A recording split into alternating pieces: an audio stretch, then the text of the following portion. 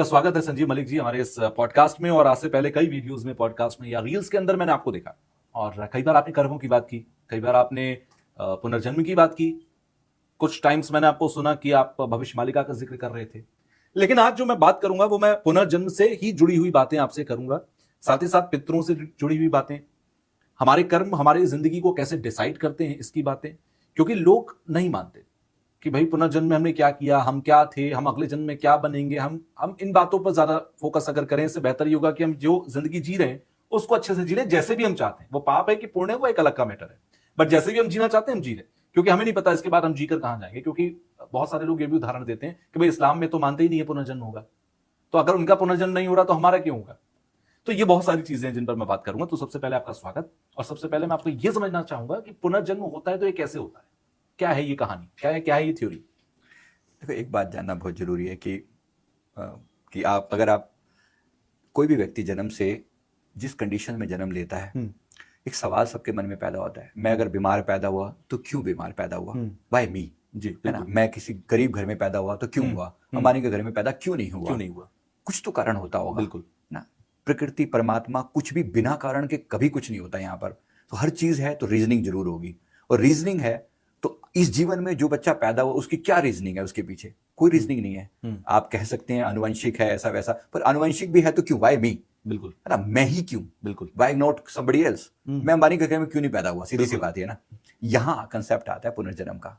मानो ना मानो, आपके जीवन में अनेक घटनाएं ऐसी होती है जिसको आप भाग्य कहते हैं। मेरे भाग्य में लिखा होता है एक्सीडेंट हो गया, अभी इतने 265 लोग जो है उस दुर्घटना में मर गए, क्यों, क्या हुआ, आखिर क्या उनका भाग्य ऐसा था, क्या लिखा हुआ था, कुछ तो कर्म। माफी के साथ रुके, एक छोटा सा सवाल यहीं पर लेता हूं। 265 लोग अगर मर गए, या अभी जो उत्तराखंड के अंदर, हिमाचल के अंदर त्रासदियां आई उनमें लोग मारे गए, ये 40 लोगों की, 265 लोग की एक जैसी डेस्टिनी थी, एक जैसी किस्मत थी कि उनको ऐसे मरना था, या एक को मरना था और बाकी के जो बचे हुए लोग थे वो गेहूं में घुन की तरह? नहीं, ऐसा बिल्कुल भी नहीं है। प्रकृति यहाँ गेहूं में घुन रहा था, कोई सिस्टम नहीं है, बिल्कुल भी नहीं है।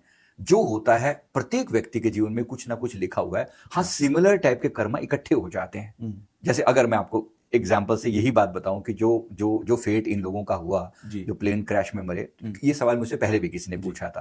तो as a past life regression therapist जब मैं थोड़ा इसके डेप्थ में गया, अब जाहिर सी बात, उन लोगों की फोटो या उनके नाम तो मेरे सामने नहीं थे, लेकिन एक प्रार्थना के रूप में एंजल से पूछा कि हुआ क्या है, आखिर इनके क्या कर्म है, क्योंकि सवाल पूछ रहे हैं लोग। जो 1,00,000 डिग्री का, जो 1,00,000 किलोमीटर पेट्रोल जब जल रहा है और उसके अंदर आप पूरा का पूरा शरीर आपका विद इन सेकंड जो है ना, राख बन जा रहा है, तो आखिर कर्म क्या हुआ होगा जो इन लोगों का ये फेट इनको भुगतना पड़ा। तो यहां से कर्म की बात समझ में आती है। हमें जो बताया गया, किसी समय में इनमें से कुछ लोगों का, सबका नहीं बात कर रहे हैं, लगभग उसमें बताया गया कि 100 से ज्यादा लोगों का कुछ भविष्य का एक पार्ट दिखाया गया हमें, झलक। वो क्या थी, एक गांव, दो गांव के बीच में किसी तरह का, मतलब 2 एंटी ग्रुप थे। पहले के समय में सदा से चलती है ये पॉलिटिक्स, तो एंटी हुए हैं, कुछ फेवरेबल हैं आपके। तो एक ग्रुप के लोगों ने एक ग्रुप के लोगों का एक व्यक्ति जो है, लड़का, दूसरे गांव की लड़की को भगा के ले गया। अच्छा। अब उसके चक्कर में वो जो गांव लड़की वाले थे कि ये हमारी इज्जत पर इसने प्रहार किया है, हम जाके इसका हिसाब करेंगे। गुस्से में तमतमाते हुए वो लोग अपने जो भी उनके पास इंस्ट्रूमेंट थे, हथियार थे, लेकर उन पर हमला करने के लिए आए। बजाय इसके कि उस लड़के को पकड़ते, उससे हिसाब करते, उन्होंने कहा पूरे गांव को देख लेंगे। जैसे दुश्मनी होती है ना, गांव की दुश्मनी होती है, तो गांव की दुश्मनी निकालने का समय, ऐसे में शरारती तत्व भी एक्टिवेट हो जाते हैं। तो जब वहां पर देखा तो वो तो नहीं मिला, वो तो कहीं और जा चुके थे। उन्होंने गुस्से में आकर पूरा गांव के लोगों को, जैसे वो घरों में थे अपने, जाकर चारों तरफ से उनके ऊपर जो उनको घेर के ना, उन पूरे के पूरे गांव को आग लगा दी। तो उस आग में जो है कुछ 200, 250, 300 लोग जो है वो जल के भस्म हो गए। मतलब अब जीते जागते लोगों को आप ऐसे मार डालोगे, जिंदा जला दिया।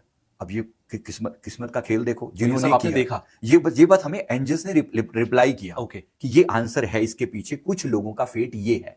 सबकी बात नहीं हो रही, ऐसे ही कुछ और का मिला के, उनका भी कुछ सिमिलर टाइप की चीजें थी, अलग अलग टाइप के मिला के, फिर उन सबको कंबाइंड करके जब ऐसा होता है ना, तो समय आने पर कि उनका वो कर्मा अब मैच्योर हो चुका है, फल देने हो गया। तो अब ये समय आया है जहां पर एक घटना घटी और उसमें ये सब लोगों को इकट्ठा कर दिया गया, चाहे वो कहीं पर थे, सबको एक ही फ्लाइट में आकर बैठना था, सबको वहीं जाना था। अब सोचिए, प्रकृति का खेल है, उसमें जो है ना, एक व्यक्ति बच भी गया जिसको बचाना था, उसका फेट क्या होगा जो एक बच गया। हाँ, नहीं, उसकी भी बातें हैं। मतलब उसके बारे में ये था कि कहीं ना कहीं ये व्यक्ति परमात्मा के साथ कनेक्टेड था, इसके साथ एंजल जुड़े हुए थे और उसको बचाने का कुछ था। इसने भी कुछ ऐसा शुभ कर्म किया हुआ था कि जलती आग में से किसी को निकालने के लिए इस व्यक्ति ने अपना जी जान लगा दिया था, परमात्मा ने उसके कर्म का बदला उसे दे दिया, उसे बचा लिया गया आग में से, और जिनके साथ नहीं था उनके साथ फिर जो हुआ वो हुआ। देखो हर व्यक्ति जिसके दिल पे लगी है ना, क्योंकि उस समय सैकड़ों लोगों ने हमें फोन करके पूछा क्यों, आखिर क्यों। अब देखो कहीं ना कहीं तो कोई तो रीजनिंग होगी, वाई मी, वाई मेरा परिवार, लोग पूछेंगे ना, बिल्कुल। तो कहीं ना कहीं आंसर निकलता है, कोई माने ना माने। जो लोग इस बात को बिल्कुल डिनाय करते हैं वो अपने जीवन में पूछ के देखें, आपके जीवन में जो उल्टी सीधी घटनाएं होती हैं, ठीक है, पत्नी के साथ आपकी नहीं बन रही, बच्चे आपके मुंह पर कुछ उल्टा सीधा बोल देते हैं, या आपके जीवन में कोई फाइनेंशियल लॉस होता है, कोई एक्सप्लेनेशन है आपके पास, बता दो कहां से। यहां रीजनिंग शुरू होती है, जहां से जो लॉजिक की परिभाषा थोड़ी सी कम होती है ना, यहां धर्म आंसर देता है। ओके। तो यही सनातन में जो शुरू से पुनर्जन्म को हम लेकर आए हैं, जो नहीं मानते उनसे पूछ रहा हूं मैं, क्या उनके जीवन में सारा कुछ स्मूथ चल रहा है, क्या उनके पास एक्सप्लेनेशन है अपने धर्म की? बिल्कुल नहीं, ऐसा नहीं है जी।